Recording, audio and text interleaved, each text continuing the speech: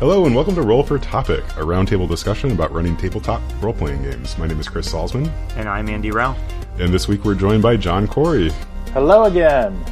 Hey, welcome. Thank you so much for coming back. Yeah, I was glad to be invited. John, we invited you back because it is currently con season, and we know that you are going to run some games at some cons, and Andy's going to be running some games at some cons. So we wanted to just have a discussion about what that's all about. All right, I am ready. So I think the first con that I know about that's coming up is actually in Ann Arbor, right? So this is going to be at the RPG Day event at the library. And Andy, am I correct that you're running games at that? Yes, I was foolish enough to agree to run a couple of very short 1-hour games. I'll be running the Numenera role-playing game. Oh, cool. Exciting. John, are you going to be at that? I am not. I've got something else to do that day, which is really unfortunate because it sounds like such a fun idea. Yeah, it's really cool. So my understanding with it is, and Andy, correct me if I'm wrong, is that so they've invited some just like local GMs in the state and stuff to come and just run like 1-hour sessions from a variety of systems. Yeah, I think so. I think the idea is it's sort of an event for the general public, not necessarily for existing, hardcore RPGers. And the idea is, you run a bunch of just 1-hour sessions, which means you basically have time to, run one or maybe two, encounters of some sort, and then the time is up. Yeah, hopefully everybody has fun and then they go on to become lifelong gamers, I guess, is the goal. Or at least start patronizing the library. That sounds really nice. There's nothing I love more, actually, than first-time role players at my table. I mean, that's probably an exaggeration, but I do love it when I get people who haven't played before. Yeah, that's super great. I would imagine at the library event, there'll just be a lot of people just poking in to see sort of what's going on. So you're going to run Numenera. Are you just going to run like a couple of sessions of that? Do you have plans set up for that already, or are you still... So, no, there's no plan. There's no plan at all. This episode of the podcast is a little bit of a desperation move to get me some advice. No, I've given it some thought. I have 4 1-hour sessions I'll be running, and so I need to decide if I'm going to run 4 different scenarios, or a couple different scenarios, or all the same scenario, and then... Yeah, I think we'll get into this once our discussion here kicks into gear, but... the questions I'm asking are, how do I, within a limited time, how do I have it be a fun experience that sort of shows off the system with new players in mind, We could spend the whole hour shopping for equipment at the blacksmith and okay, thanks for playing. Yes. Yeah, that's a hard one because you want to get people invested in the game, and one great way to do that is have them make their own characters, but with an hour, you don't have time to do that. One quick thing you can do is you can leave them their name and their look, so they can at least get some sort of investment in their character. But you do everything else and have it built and ready to go. So here's a question, and if you guys don't mind, shall we just dive right in here? I have some questions for John. So John, just to kind of reiterate, you've run quite a few games at conventions, right? Yeah, mostly at UConn. This will be my 5th year running games there. I've also run games at Origins as well. What materials do you bring to a con game for the players to use? That's a great question. So if the game has sort of a cheat sheet, right, I will always bring that. I actually like to make little packets for players. So if we're making characters, for example, let's say we're doing a 4-hour session and we're going to make characters, and I can sort of distill the character creation process of the game down into like a small packet, I will do that. So when I run Dungeon Crawl Classics, for example, there's multiple tables you roll on when you're making your character, and I make a copy of those for everybody. And I'm sure there is a Numenera. Somebody in the universe has made a Numenera cheat sheet that fits on one page. For sure. And providing that to each of the players is a good idea too. So like Dungeon World, I run a lot, has a basic rules, a basic moves sheet, and I always have 6 copies of that whenever I'm going to a convention. Do you go over that then at the start, or you just hand it to them and say, you'll need this later, and then dive in? I hand it to them and say they'll need this later. Because most games, and I think this is true of your game, is, especially if you only have an hour, you could spend an hour explaining how the cipher system works when you're running Numenera, right? It probably wouldn't be hard to do. So, I would say, okay, we're going to start. I'd give a brief overview, like this is what the world is like, really pitch the sort of sell the sizzle, right? It's the world and the setting that's exciting. The rules just make it go. So when they go to do something and the rules get engaged, then you go, okay, here's what you do now. Like you've tried to do a thing, that's great. here's how we're going to resolve that. And then you give them a quick overview and just tell them to roll and go. Often people think that people are going to get the rules of a game in an hour, and they're just not. So just when it's time to go and do something, that's when you engage the rules. I wouldn't even go over the rules in detail. Do you provide a simplified version of, like, say, a character sheet if there's stuff on the sheet that's not likely to come into play or that might be confusing? I don't do that. I usually provide the full thing, but I think that's a great idea, especially for a 1-hour game, right? Because the Cypher system, you could really simplify that sheet, right? There's 3 stats. The numbers are very simple. You could do like a half sheet. The last time I ran a game of maybe D&D or Pathfinder for a group of newbies, I went over the character sheets with different colored highlighters. And I nice. highlighted, in like red, I highlighted, armor class, and I highlighted the, maybe 5 numbers that they're going to be asked to reference. And I found that was a pretty nice way to say it's the number. It's the number in green. Just tell me the big bright green number. That's a great idea. Do you typically find when you are running games at cons that you are running those games for people that what brings those people to your games usually? Is it knowledge that they already know the system, they know they like it? Is it do they tend to be newbies and it sounded like an interesting thing? It's interesting. I often run into people who just want to try the system. That backfires on me sometimes too. So I used to run a system called Phoenix Dawn Command, and when I took it to Origin 2 years ago, maybe a year after the game came out. Is it 3 years old now? It might even be 4 years old now. But it was the year after the game came out. I scheduled to run 2 sessions, and they both sold out in the first week because I think there was a lot of curiosity about that game. I ran it at UConn last year, and nobody showed up. So it really depends on the audience you have. I think there are fewer risk takers the smaller the convention is, right? There's more people more likely to play the more familiar things, but you still have an opportunity to run more unique things. So I find it's people wanting to try out the system more often than not. I have to say, Phoenix Dawn Command, that's what you called it? That's what. Yes. I assume that is not related to Phoenix Command, the insanely hyper-realistic tactical RPG / game? Okay. Nope. Okay. It's not. Because I would be so impressed right now if you were running a game of Phoenix Command in the year of our Lord 2019. No. It's Phoenix Dawn Command. It is a game that Keith Baker kickstarted maybe in 2015. Keith Baker, who made Eberron and a bunch of other cool games. Yeah. And it was a card-based RPG. Your deck, it was like a combination of a deck builder and an RPG, and it had this amazing art. I fell in love with it. I'm actually running a campaign of it now, but nobody wants to play the card version, so I've converted it to Powered by the Apocalypse, but kept the setting, and then that's what's going on now. So what made you decide to GM at a con, like for strangers that you don't know at all for the first time? Like, how did you find yourself doing that? It's an interesting story. I used to play a lot of RPGs, and it would generally be like I had a long 3.5 campaign, and I am so excited about different games, right? Sort of my holy grail, which I kind of have right now, is to find a group of people who want to try out different stuff on a regular basis so that I can see what different narrative games are like. That is sort of why I play them, which is different than a lot of people who want to play the same thing consistently because they get really good at it. But a piece of advice I got from a podcast, actually, was don't bother taking your indie story game to your Pathfinder group. Go find people who want to play the indie story game.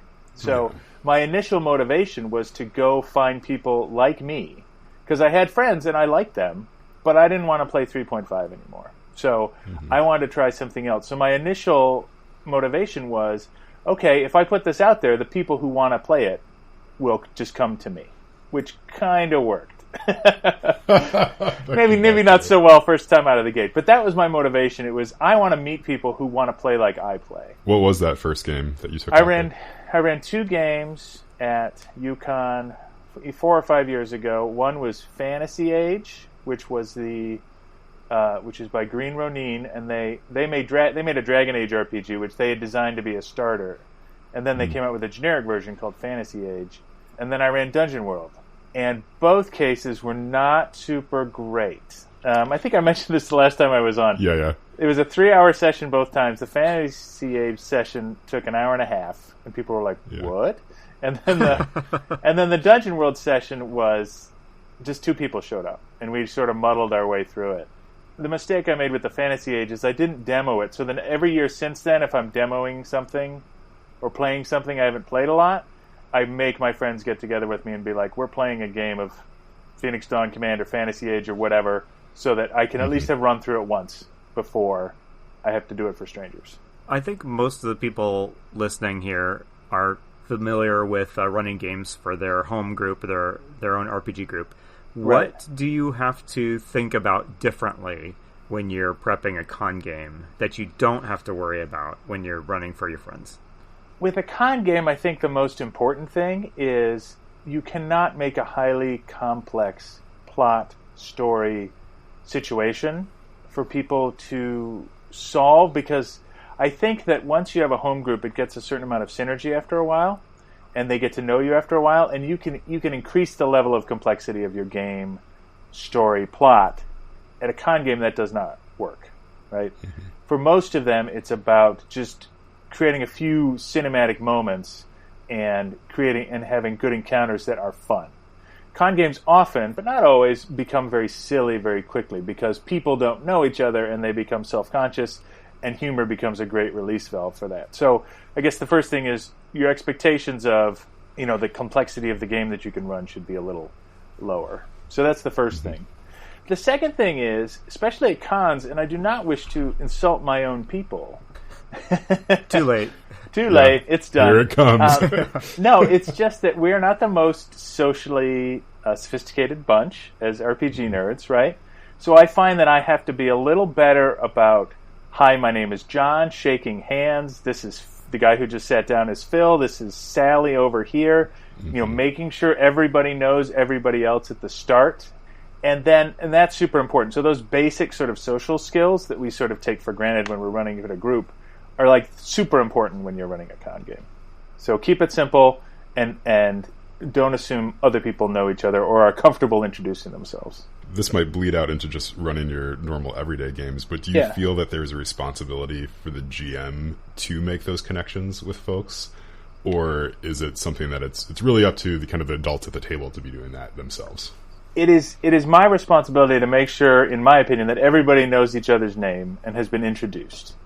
And beyond that, then I think it's up to them. Because if you try to control it too much, you interfere with connections that happen naturally. I ran Dungeon World 2 years ago, and these 2 guys showed up, and they really hit it off. And their characters really connected. They had a hilarious time. They really had fun. And I didn't have to do anything. But in that situation, you're going to make sure that the other people who are at the table get included as well, right? We don't, because it's easy to focus on the people who are more interested. So the other thing you have to do is make sure you're doing more of drawing people in, because it can be harder, because they're not only strangers to you, but they're strangers to each other. So that leads into another question I have, and I should say I don't want you to feel like we're just grilling you here, but we are definitely grilling you. Just the sad fact is you're the only one in this conversation who knows what they're talking about on this topic. So this is Chris and I can maybe bluff our way through some of the topics in this podcast, but probably not this one. But this is here a to learning help. experience, Andy. Yeah, exactly. I went from trying to encourage people to GM and encourage people to play RPGs. Now I try to talk everybody into running at cons. So that's nice, my evangelism has progressed. Pretty soon you're going to be like, you need to write your Dungeons and Dragon Heartbreaker. Yeah. When are you gonna decide your new name for strength and dexterity? Are you going to use agility or right. What are the combat? If combat were just a little more detailed, it would be just a little bit. Much more. Have you thought about hit locations? Such a good idea. I've now forgotten what it was that prompted this thought. Sorry. But what are some of the problems that can crop up in a con game that you have to be on the special alert for? Right. Well, I think you can run into people who don't know what they're doing and are embarrassed to ask. So that's why I think it's important to be really forthright and be like, as friendly as possible, introduce yourself. So that's problem one. Also, inappropriate behavior can be a problem. You've got to be careful about that and set ground rules without being draconian. I've tried a bunch of different methods over the years, right? from saying, "Hey guys, just make sure we all do common sense," to, have you heard of the X card?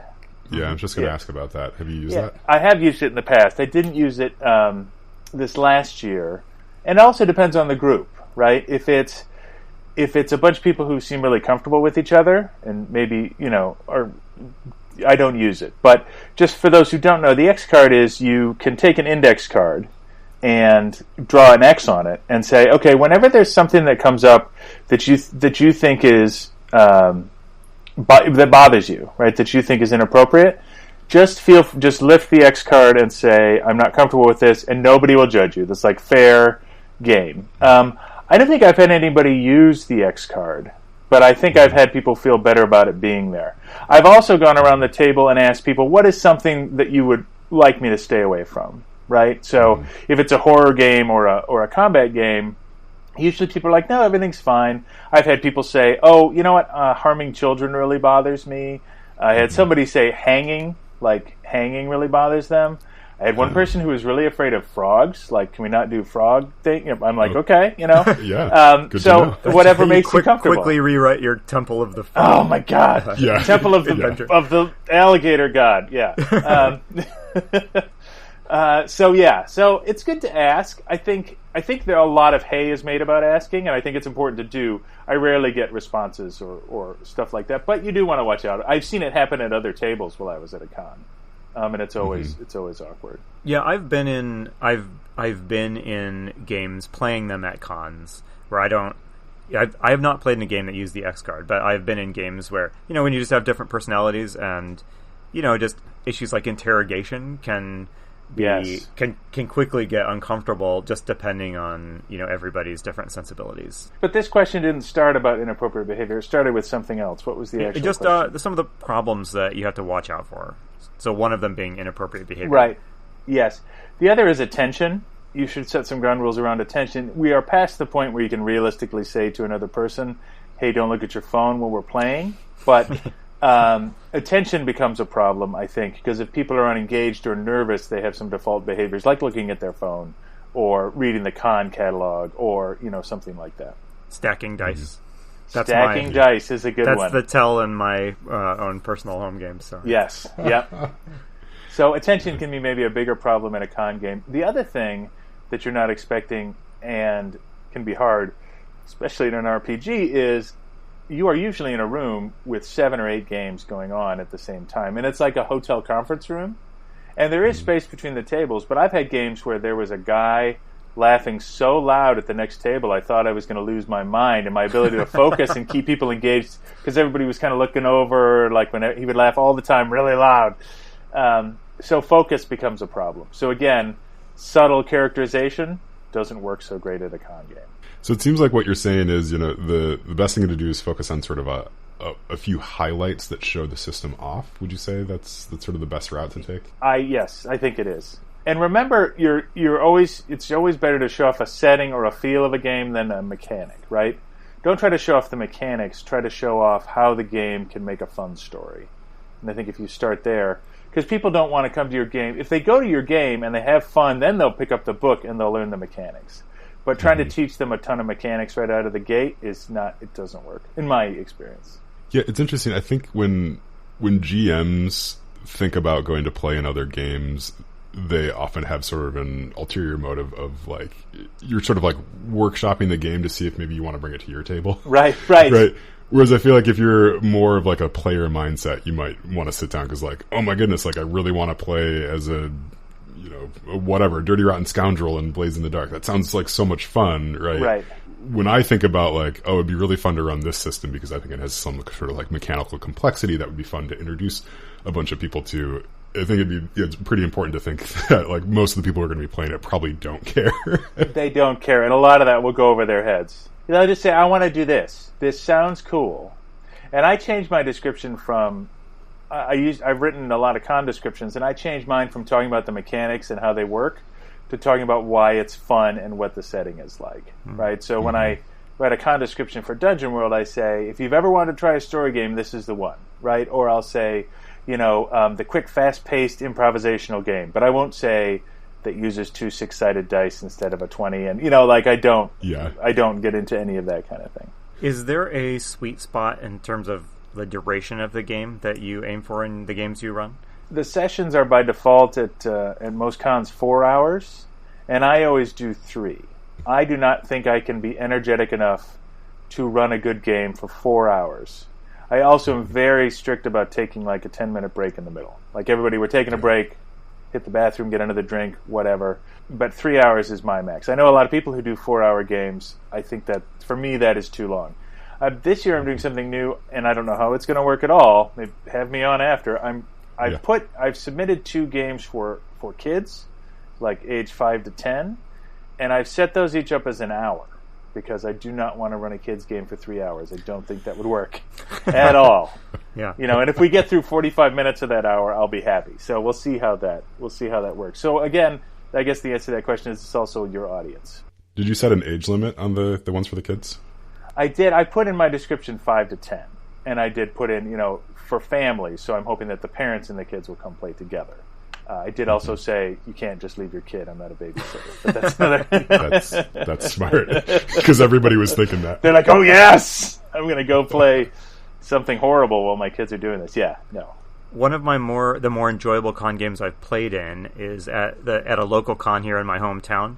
There's this guy who every year runs 2-hour sessions for kids and families, and he's used different systems, different D&D-esque, like kind of old school systems to do it. And yeah, 2 hours is the absolute like upper limit that I would expect kids' attention to be there. And even that's really pushing it, honestly.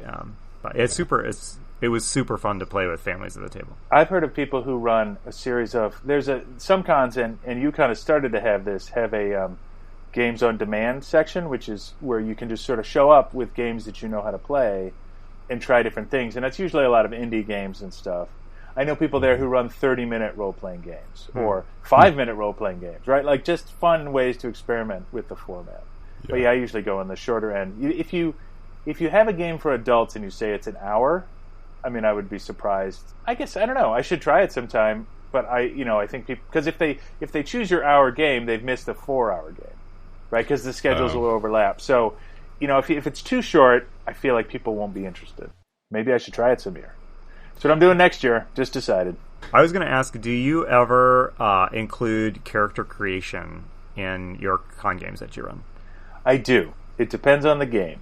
So for Phoenix Dawn Command, character creation is incredibly complex, and I don't run it anymore, but you have to build this stack of 17 cards, and you have to choose these attributes and understand what they mean. So what I would do is pick 15 of those cards for people, and then put out a few choices and say you should add 1 or 2 of these to your deck, right? But I would not. I would create almost all the character. With Dungeon World, I do almost nothing, because Dungeon World character creation should take 20 or 30 minutes, and creating the characters and creating the bonds between those characters is so crucial to the game that if I pre-gen those characters, people aren't going to have fun. I have a friend who runs games that are really complex 4-hour D&D games where he details the characters out for people down to their names and their appearance and look, and he makes character packets for them. He goes on just looking for D&D art, and he finds pictures that he look like the character as he's imagined them, and then hands his color packet to his players. So, yeah, I would never do that, but I think character creation, depending on the game, is crucial to the experience. At Gen Con this year, I played in a number of games where the pre-generated characters had backstories that had hooks into the backstories of other characters at the table. So it'll say on my sheet that you mistrust this other character here at the table, or you used to be married to this other character at the table. Do you find that people usually are happy to run with that sort of information, or is that going overboard? It depends on the game, but I think some people are ready to run with that information. I struggle with that because I personally don't enjoy running with that kind of information. I want to make up something about my character and some kind of relationship with the other characters. Since I tend to run, I don't want to say more narrative games, but more modern games, there is such an emphasis on character relationship when you're creating characters that, sort of like Fiasco or Dungeon World or any of the Apocalypse World games, that creating your character is part of that is about creating those relationships, and I think that's really important. But a lot RPGs have been written that way for a long time, so it may work. I generally don't do that or like to play in games that do that. Strikes me to be kind of interesting. Like you were mentioning the 4-hour-long sessions. Over the course of a weekend, if you could do like a series of sessions, so maybe you did like a character creation on night one, and then did like 2 one-shots then the following 2 days. Something with those characters would be a really fun way to do that and have sort of a cohesive con experience. People have tried that, and they've tried to do like 3 or 4 strung together sessions. And I don't know how they've turned out. I see them in the catalog, and I'm like, wow, that's a really interesting idea. I'd like to see how that worked out. Given the way cons go, I think that would be incredibly hard, but it's a really good idea, and I've always wanted to see how it would work. I've had the same thought, that same curiosity about it, like at cons, especially the bigger ones. Like you will see like that maybe 3 Call of Cthulhu scenarios are being run, and they're like sequential. So you can play in one under one GM and then sign up to do scenario 2, or maybe under a different GM, and then maybe this third scenario. And sometimes those are organized in sort of a tournament style format, and I've never really done that because I'm intimidated at the idea of giving so much of my con time to one game experience. But it does seem kind of interesting. It's an interesting idea, and I'd like to try it sometime. But again, I prefer to run over play, so I submitted 5 games to run, and I've saved 1 spot, and I already know what game I'm playing. So, I'm going to go take a nap? Is that the game? No, even though it's right by my house, I think maybe I should get a hotel room so I could just chill out. But there's usually good places to have downtime there. Yeah, why don't you actually, I wanted to ask you a little bit more about UConn. So this is coming up in November. Yes. So I've been in Ann Arbor like 10 years, and I haven't heard of this until fairly recently. And so I'm planning on going if I can. Yeah. For sure. But yeah, what's the setup there? So the setup for UConn is great. It's at Eagle Crest in Ypsilanti, so it's at a convention center. And they have different tracks. They have a role-playing track and a board game track. They take the big dining room and they set it. It's literally full of tables of people playing board games. Cool. And then the upstairs, there's a bunch of conference rooms, and the upstairs areas are all for people running role-playing games. There are about 1,000 attendees every year. Oh, wow. Okay. Yeah. So it's not huge, but it's not small either. So you can find people to play in your games. And I see a lot of families and stuff there. It's a lot of fun, and they have they have this currency system built into it where, as the GM, I'm given like a poker chip or 2, depending on how many players I have. And at the end of the game, I get to hand those out on whatever merits. Like the guy who came up with the cool idea. Or, if there's a kid at the table that has played, I'll just give it to the kid, right? Yeah. But you can save these up over years and then turn them in for prizes. They have a prize table. And so, like, I've gotten free Dungeon Crawl Classic Adventures there and all kinds of stuff. So it's pretty fun. They have a raffle. It's great. And there's a games library where you can just go check out a board game and find an open table and play it. So there's structure if you want it, but also, they also have games on demand where you can just go to this room and people are like, hey, who wants to play Microscope? And, a game sort of comes together. So it's pretty fun. I really like it. That's great. Yeah, I'm for sure going to make it out there. I think I have a wedding to go to that weekend, but it's not going to be the whole weekend. Forget it.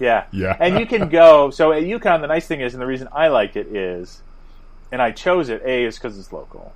Yeah. But also, they're very generous to their GM. So if you run 6 hours of games, you get in for free, which is nice.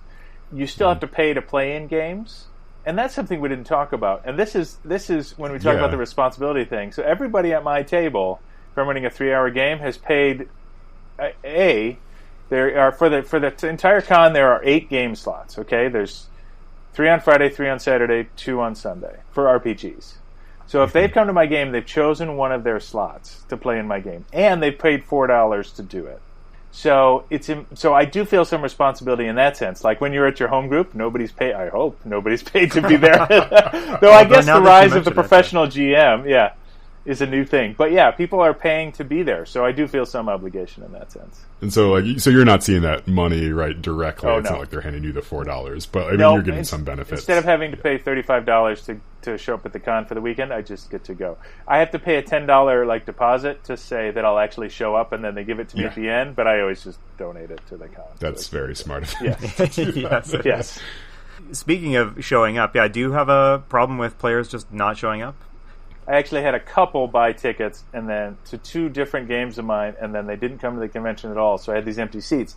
The nice thing is, what you typically do is don't start right, if you got a 1 o'clock start time, start at maybe 1:10, because people will be wandering around, and you can say, oh, I've got a seat, if you're looking for something, and they can just jump in, they have tokens they can buy that are worth $2, just hand you 2 tokens, and they're in the game. So people don't show up, but you can often find other people.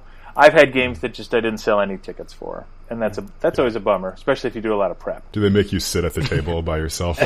I usually stay there for about half an hour, right? And then if nobody shows up, I leave. I've been to cons where the GM didn't show up. That's no good. Yeah, it's pretty poor, but. So Andy, now I'm curious. So you've gotten to get all sorts of great advice from John. So what are you thinking for your Numenera game? Oh, well, really the big question is, what do I fill that hour with? I want to show off the setting. I want to have it be fun. I don't want to have it be like a 50-minute, okay, I rolled to see if I hit it. I missed. We've talked about how tedious that can get. So I guess to either of you guys, how would you go about, if you had 1 hour to show off a game that you loved, what would be in that hour? And I know that the answer, it depends on the game, is probably really a very important caveat here. I would give you my very basic advice. So here's what I wouldn't include, okay? I would not include a lengthy scene of character introduction for 1 hour. I would not include the scene at the tavern, right? I never include the scene at the tavern anymore. But I wouldn't include the scene at the tavern or any introductory scene. What I would do is I would give people, I would let them choose, or even with that little time, hand them out. Or just say, would you rather be, sort of a wizard or a fighter? Like, keep it super high level, hand out the sheets accordingly, let them fill in the name and something descriptive so they get a little ownership there. And then say, okay, the world is like this. You're in this place. Tell them why they're there and what they're doing. And then start media res, right, with the action. Say, okay, you were summoned to this village because the village children have been kidnapped, and there's a kidnapping happening right now. What do you do? Like, that is how I would get into my hour, and sort of, you've just got to sort of force people into role-playing, right? Give them a little comfort by describing the setting, and saying, to do things, to resolve actions, you roll dice, and when we get to that, we'll get into that, and I'll show you how to do it, but let's just get started. And I would not do any sort of lengthy rules explanation either. How about you, Chris? You've run a lot of 1 hour lunchtime games. How do you think about, the content that you fill that hour with? The way I typically approach it is kind of exactly what John just said, is you just dive straight in, right? There's very little preamble. It's just like, here's the scenario, go, right? Because you don't have any time at all. I think, if I was, I'm going to try to come and play in one of your Numenera games, right? So when I'm going to sit down to play Numenera, I think the thing that I'm looking for as a player is going to be, why Numenera and not D&D, right? Or so why Numenera and not the other thing that I know? Right. And actually, you make a great point, because D&D, somebody asked me the other day, I was giving a description of the different sort of types of games in the modern role-playing, and I said, well, there's kind of these OSR games, right? And then there's these story narrative games, and then there's 5e, right? People know 90% of role-playing games played are 5e. Actually, one good thing is to highlight the difference in a positive way, right? So in Numenera, for example, you have resource points that you can spend to automatically succeed or increase your chance to succeed on a roll. That's not a thing in D&D. So if you're going to highlight a mechanic while they're doing it, there's a thing to highlight, because it gives the player a little more agency, and that's a cool thing about Numenera. That is the sort of thing where, as someone who understands a different system, being able to sit down and be like, oh, this thing is different, and then your wheels start turning immediately, I could use that to solve this or that problem. Or specifically, I really wish I had that in my last session of D&D. I wish I could have just automatically resolved that. Yeah, but highlighting those differences is it like for one thing I do when Dungeon World does not have an initiative turn structure, right? Mm-hmm. It's completely narrative driven. So that's one thing I highlight. People that go, so whose turn is it? I'm like, why don't you go, right? Like, and people are like, they find that aspect very freeing, right? When if they get into it, some people hate it, but that's a difference that I highlight. What about the physical stuff you bring to the table? Do you bring enough dice for everybody? Do you bring, name cards for everybody? Do you usually bring a map? What do you bring? I bring all the dice that will be needed to play the game for 6 people or however many people you've said is the max for your game. So don't expect them to have their own stuff at all. Mm-hmm. I bring 6 sharpened pencils to every game. I keep them in a toothpaste holder, like one of those big toothpaste holders. I pre-sharpen them and I bring them in the toothpaste holder, so there's always sharp pencils. I always have index cards, and I have the thing I use, it's called the note board. It can fold up to the size of an index card, but it's basically a whiteboard you can lay flat so that I can draw on it with a dry erase marker. So I always have those things. And then I always have kits for the players that include a character sheet and any sort of little supplemental rules thing. Though I will give you a caution about that. If you include a detailed rules sheet, sometimes players will just bury their heads in that, and they'll say, well, I guess I'll do this thing. So, for Numenera, you might not, for 1 hour, you might not want to include that at all. You might want to just tell them what to do. But yeah, so I always take those things with me. Yeah, so I know nothing about Numenera. Then I guess what's sort of the default setup for a Numenera campaign?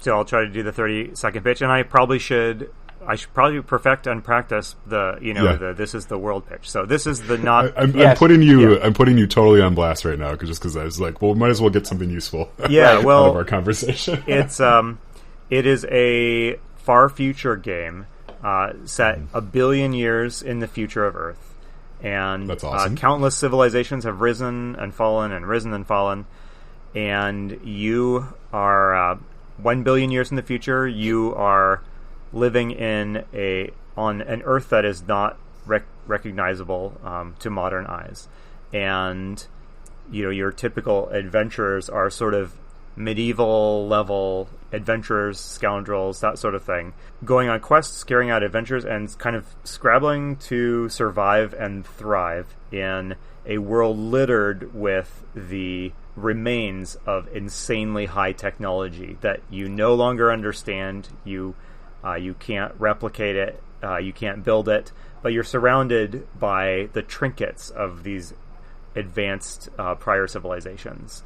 And so you play out sort of D&D style, adventures if you want, with this added sense that what you're trying to do is maybe carve out some safety and a little civilization in this world using the remains of this ancient tech to help you do it. So I don't know. That's not pretty good for a first draft. Yeah, I need to. That's all right. Sounds great. Yeah, that's I am going to write down the draft and edit it and get it down because I think you need to say the word billion years in the future. Make sure that gets across. A billion years. But I think, as a player, right? So the first thing I'm going to ask you is how do I get one of those cool trinkets, right? So I might even start with having everybody roll on a table to get a cool trinket. Oh, yep, totally. That'd be very much in the spirit of the game too.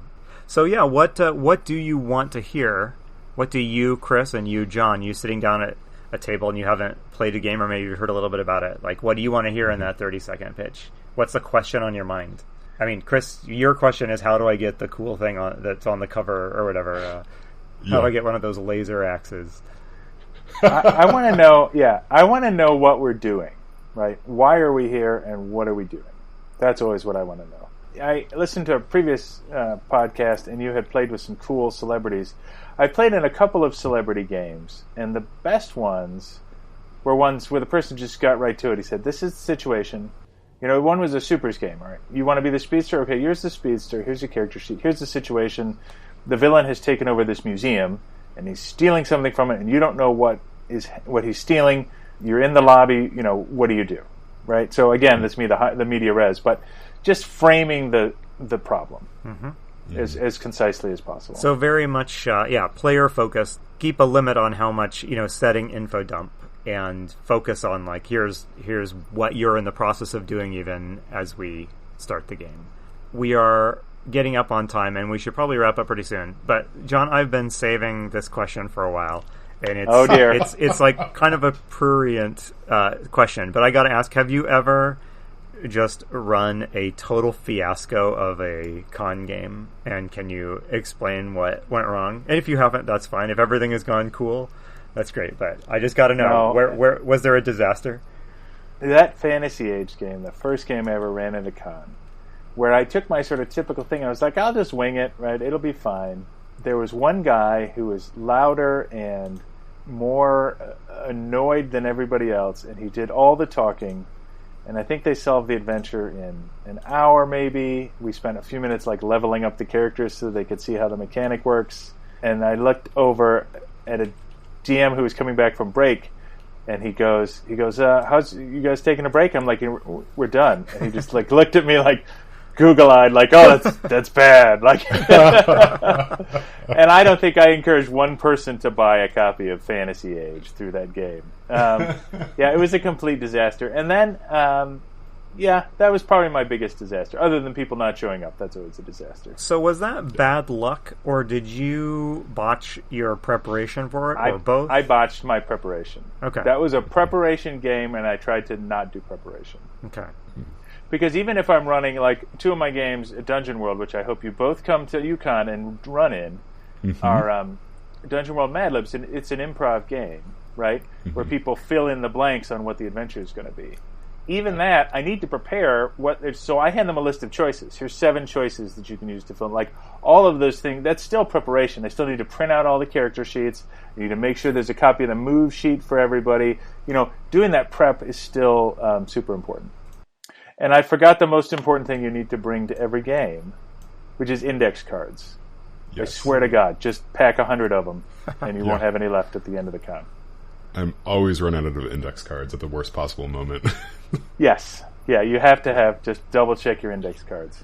All right, people, if you take one thing from this 45-minute discussion, it is bring those index cards. I think if you take one thing from any episode of any of our podcasts, it's that. I think we mentioned it. It's play Blades in the Dark and bring index cards. With index cards, yeah. Yeah, all right. Well, we should wrap up. So I just wanted to recap the upcoming events, at least in the Ann Arbor area, which I think most of our listeners and a lot of our guests and stuff are from Ann Arbor or Michigan adjacent in some fashion. So the Ann Arbor District Library is doing a role-playing game fest on September 14th from 1 to 5 p.m. So it's just on the first floor of the first floor lobby. So Andy's for sure going to be there running some games. I'll be hanging out, doing something there at least. And then I think there's just some like mutual friends and stuff who are also going to be running some games as well too. So that should be super fun. And then the other one is UConn, and that's coming up November 22nd through the 24th in Ypsilanti Eagle Crest. I should be making it out there as well, and it sounds like John's going to be running some games, and I think Phil, one of our friends, is also going to be running some games as well. If not some others, maybe I will get roped in. I'm not sure yet.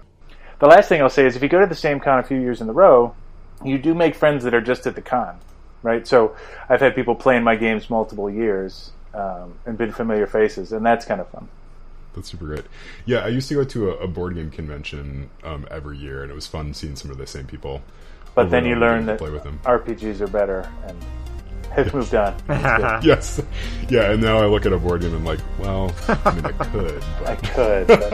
All right, well, we should wrap up. Thank you so much, John, for coming back on. I really appreciate it. Absolutely, that was awesome. Thank you so much. Well, I've been Chris Salzman. I've been Andy Rao.